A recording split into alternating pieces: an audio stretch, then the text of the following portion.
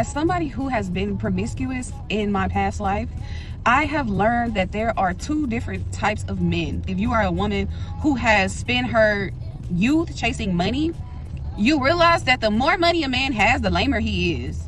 I have dealt with men who have had me in high rises, on trips, Chanel, Gucci, Balenciaga, Louis Vuitton, but never invested in me. Knew I had businesses. They would pay rent, they would pay car notes, they would pay cell phone bills, they would take me out to dinner, the best dinners, the best experiences, but nobody was investing in me.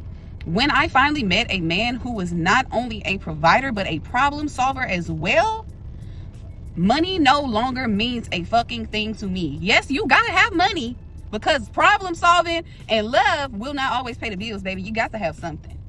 You got to have something. But if a man is not a problem solver, sis, leave him alone. If he do not solve problems, if you cannot bring something to him and he figure that shit out right then and there, leave him alone. Because a lot of these men are walking around with money and nothing else. They're just pockets full, mind and heart empty.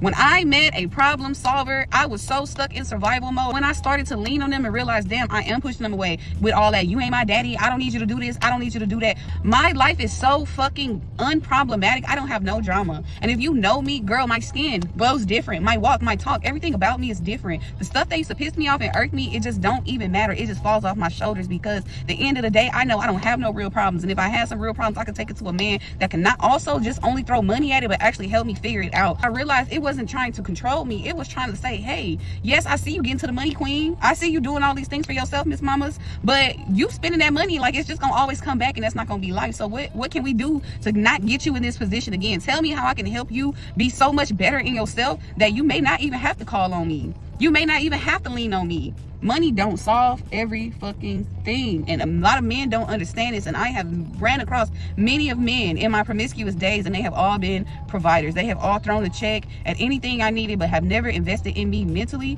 spiritually, emotionally, or as far as my dreams are concerned. When you meet that man that problem solves, sis, don't fight it. Embrace it, because you do not have to carry this shit by yourself.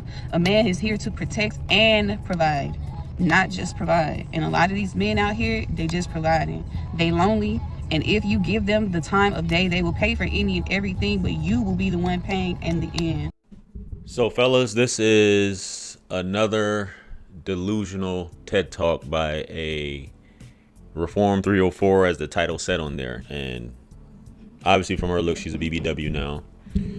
When women talk like this, I wonder if they really be listening to this whole thing, because listening to that, it's like, if you want a provider, you shouldn't be dating just a provider. You should be dating a provider and one that can solve problems, right? Bottom line is, a man that's not broke. So